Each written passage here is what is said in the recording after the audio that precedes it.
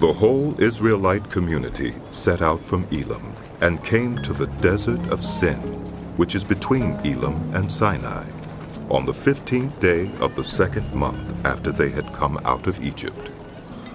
In the desert, the whole community grumbled against Moses and Aaron. The Israelites said to them, "If only we had died by the Lord's hand in Egypt.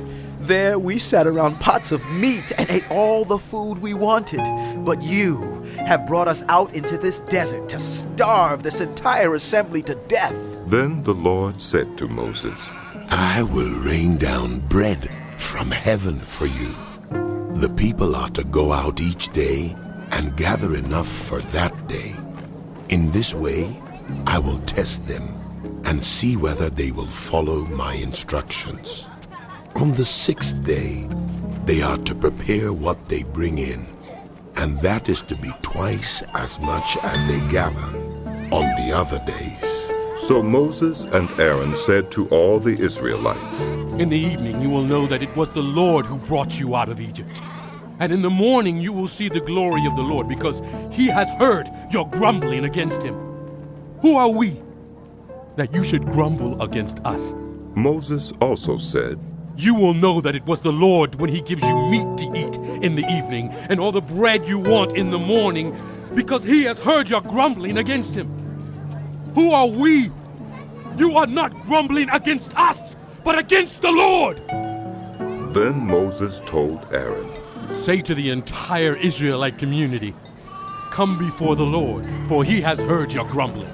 While Aaron was speaking to the whole Israelite community, they looked toward the desert, and there was the glory of the Lord appearing in the cloud.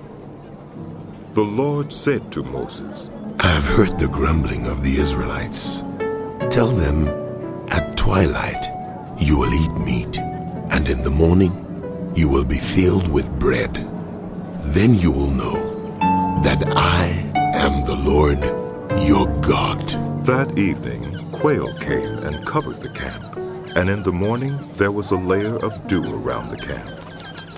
When the dew was gone, thin flakes like frost on the ground appeared on the desert floor. When the Israelites saw it, they said to each other, What is it? For they did not know what it was. Moses said to them, It is the bread the Lord has given you to eat. This is what the Lord has commanded. Each one is to gather as much as they need. Take an omer for each person you have in your tent. The Israelites did as they were told. Some gathered much, some little. And when they measured it by the omer, the one who gathered much did not have too much, and the one who gathered little did not have too little. Each one had gathered just as much as they needed. Then Moses said to them, No one is to keep any of it until morning. However, some of them paid no attention to Moses. They kept part of it until morning, but it was full of maggots and began to smell. So Moses was angry with them. Each morning everyone gathered as much as they needed, and when the sun grew hot, it melted away. On the 6th day they gathered twice as much, 2 omers for each person, and the leaders of the community came and reported this to Moses. He said to them, This is what the Lord commanded. Tomorrow is to be a day of Sabbath rest, a holy Sabbath to the Lord. So bake what you want to bake and boil what you want to boil. Save whatever is left and keep it until morning. So they saved it until morning as Moses commanded, and it did not stink or get maggots in it. Eat it today, Moses said, because today is a Sabbath to the Lord. You will not find any of it on the ground today. 6 days you are to gather it, but on the 7th day, the Sabbath, there will not be any. Nevertheless, some of the people went out on the 7th day to gather it, but they found none. Then the Lord said to Moses, How long will you refuse to keep my commands and my instructions? Bear in mind that the Lord has given you the Sabbath. That is why on the 6th day he gives you bread for 2 days. Everyone is to stay where they are on the 7th day. No one is to go out. So the people rested on the 7th day. The people of Israel called the bread manna. It was white like coriander seed and tasted like wafers made with honey. Moses said, This is what the Lord has commanded.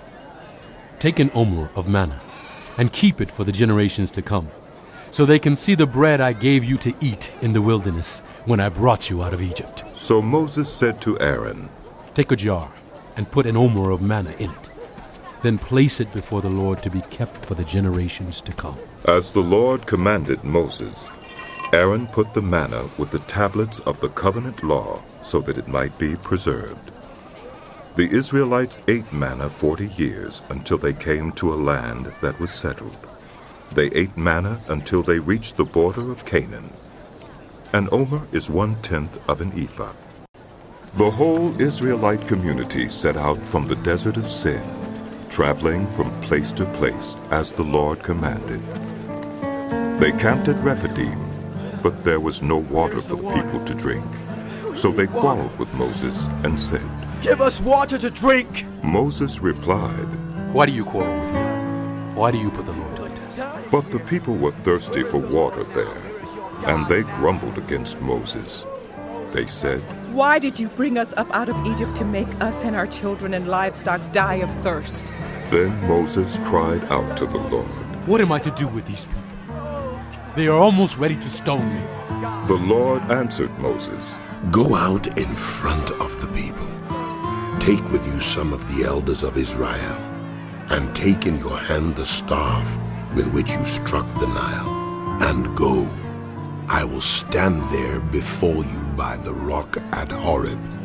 Strike the rock, and water will come out of it for the people to drink. So Moses did this in the sight of the elders of Israel, and he called the place Massah and Meribah, because the Israelites quarreled, and because they tested the Lord, saying, Is the Lord among us or not?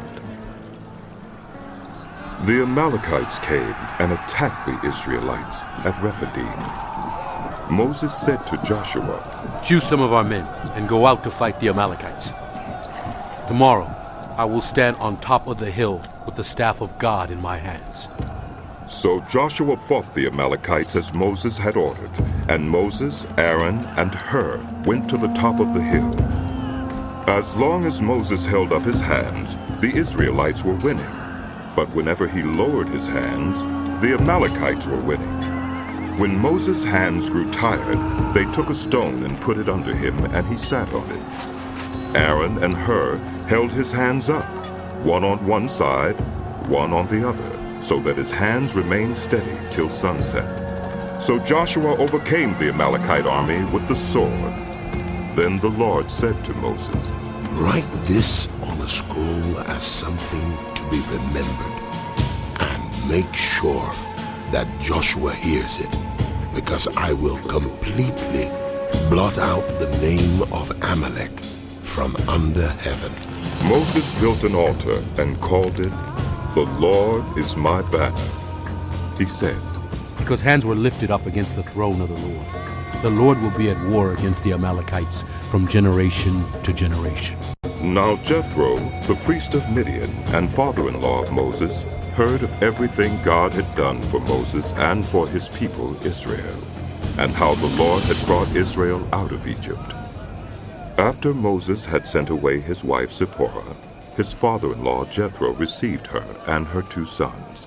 One son was named Gershom, for Moses said, I have become a foreigner in a foreign land.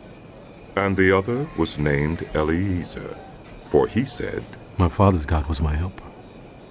He saved me from the sword of Pharaoh.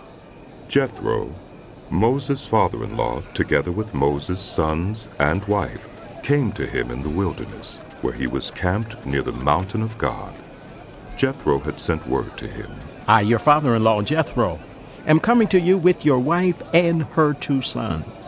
So Moses went out to meet his father-in-law and bowed down and kissed him. They greeted each other and then went into the tent. Moses told his father-in-law about everything the Lord had done to Pharaoh and the Egyptians for Israel's sake, and about all the hardships they had met along the way, and how the Lord had saved them. Jethro was delighted to hear about all the good things the Lord had done for Israel in rescuing them from the hand of the Egyptians. He said, Praise be to the Lord, who rescued you from the hand of the Egyptians and of Pharaoh, and who rescued the people from the hand of the Egyptians. Now I know that the Lord is greater than all other gods, for he did this to those who had treated Israel arrogantly.